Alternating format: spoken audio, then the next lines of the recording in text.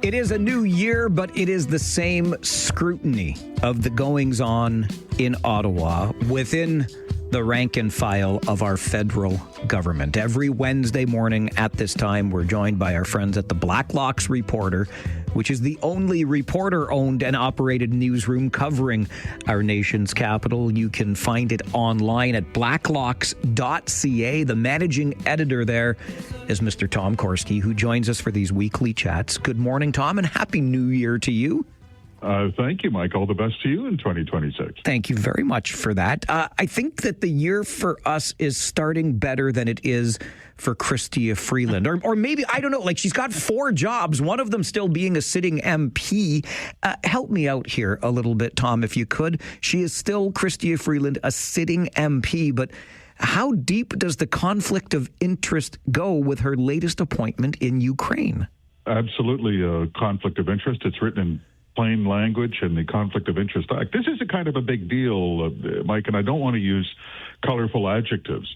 What did MP Freeland do? Before Christmas, she had multiple meetings with Canadian CEOs about, air quotes, investments in Ukraine. At the same time, it is apparent, she was negotiating an appointment as an investment advisor, air quotes, to the president of Ukraine. Problem: you cannot, as a public office holder, this applies to the humblest county school trustee or the local town councillor. You cannot use your office to negotiate a future benefit, including a job or appointment. Terms of her appointment aren't known. This is where, forgive my blunt language, Mike, the sleazy part comes in. Investments in Ukraine. Ukraine is insolvent. We're talking about a reconstruction bill, as estimated by the Department of Finance in a memo we reported a few months back, of over $500 billion in the next 10 years. I can tell you, there are lobbyists in shiny suits in Ottawa today. They are drooling at the prospect of investing in Ukraine because the taxpayer is going to guarantee every dime. And Freeland put herself in the middle of that and then assumed that she had the option of not resigning as an MP. She doesn't have a choice, Mike. Well, of course she doesn't. And we talked about this on the show earlier this week. I describe her, and you say that she put herself in the middle of this. I believe she is the author of her own misfortune here, Tom. Why not resign months ago as an MP? Exactly. Now, this is a Rhodes Scholar. The Conflict of Interest Act is not complicated. It's written in plain English. And every public office holder, and the humblest hamlet in our country, knows that you're getting out of your lane ethically when you use your office for personal gain. It's not complicated. The only presumption is, let's be frank, you know where this is going. The Commons Ethics Committee, if she does not resign, will be summoning her in for questioning. It will be an exercise in humiliation, and then she's going to resign. You know, the key to happiness in 2026, as in all previous years, is knowing your limitations. And Chrystia Freeland cannot defy the law of ethical gravity, and she's going to have to come back to earth. All right.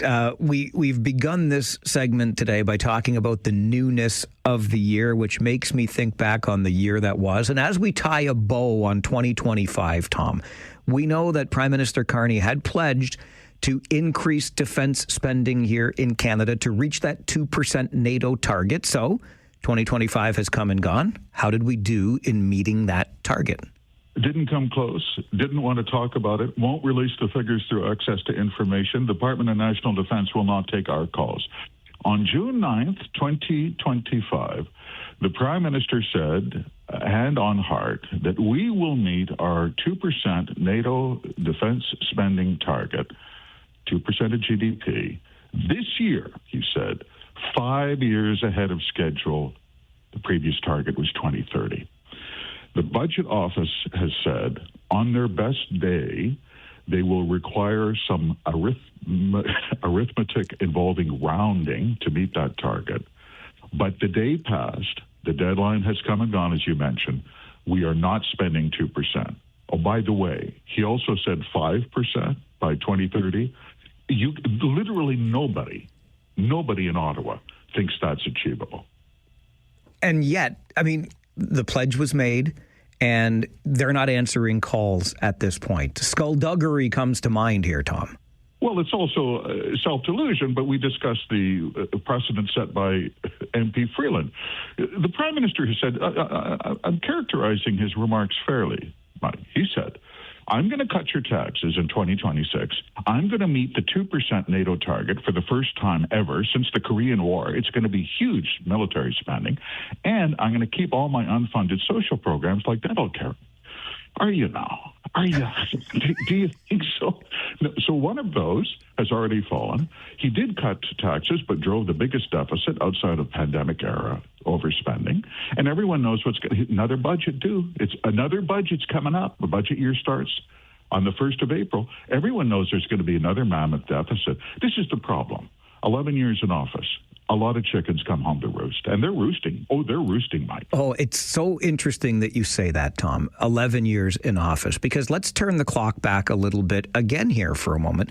A little over 18 months ago, when Parliament mandated that we need a foreign registry. Are we now, as we enter 2026, at the point we're watering down that foreign registry? It says the Minister of Public Safety, Gary Anandasangri, he did something. But I think he tried to pull a sneaky. I don't think I'm being unfair, Mike. They published draft regulations under a foreign registry bill, which sailed through Parliament. Cabinet has always resisted this. They've never explained why. But to put it in context, they did have a judicial inquiry into especially shenanigans involving agents of the People's Republic of China. And their security forces, in an unread memo to the Prime Minister in the day, called it an existential threat to Canadian democracy. Their words, not mine. So they passed a bill, a very simple bill, says you must identify yourself if you are a paid agent of a foreign government trying to influence Canadian policy. Who's going to disagree with that? Well, apparently Gary Anandasangri did. This is gold. He published regulations, draft regulations. You know the penalty they're looking at is as little as a $50 fine. Now, that's spitting on a sidewalk in Ottawa, literally a $50 fine, and also compliance agreements, which means there may be no fine with foreign agents in breach of an act of Parliament. My favorite part is they will not have to disclose cash payments from foreign governments. Mike, the United States passed this law that says, to this day, I can show you Canadians acting as foreign agents in Washington. I can show you to the penny what they're paid. Oh, by the way, the United States passed that law in 1938. 38, yes. We're only a century, almost a century. It's a rounding error, Tom. Rome wasn't built in a day. Okay, before I let you go, I was rather amused at this piece at blacklocks.ca, and I just wanted to ask you about it. I suppose if I ever run afoul of the law and I find myself in a federal penitentiary, Tom, Sunday night would be the time to make my break? Statistically, this is the case. Summer evenings. So we're around summer solstice, long days, summer evenings, perhaps a nice soft rain falling. Statistically, says the Correctional Service, the Sunday evening in the summer is your hot spot for prison breaks. Sad news, the vast majority are rearrested within 24 hours. All of them are escapees are rearrested within 48 hours. By the way, you know where many of them go statistically? These are federal warden stats. They go home. They more often than not just go home. But anyway, yeah, Sunday evening outside the federal prison. Yeah, you could just park the car, bring a sandwich. You're going to see some action. And I don't want to give anybody ideas, but hey, guys, maybe try going to a friend's house instead of home. They might not catch you as quickly. Tom, it's great to have you back. Thanks again for this. Thank you, Mike. Tom Korski is the managing editor at the Blacklocks Reporter, minding Ottawa's business with us every Wednesday morning at 10 a.m. Blacklocks is the only reporter-owned and operated newsroom covering our nation's capital. Check it out for yourself, blacklocks.ca.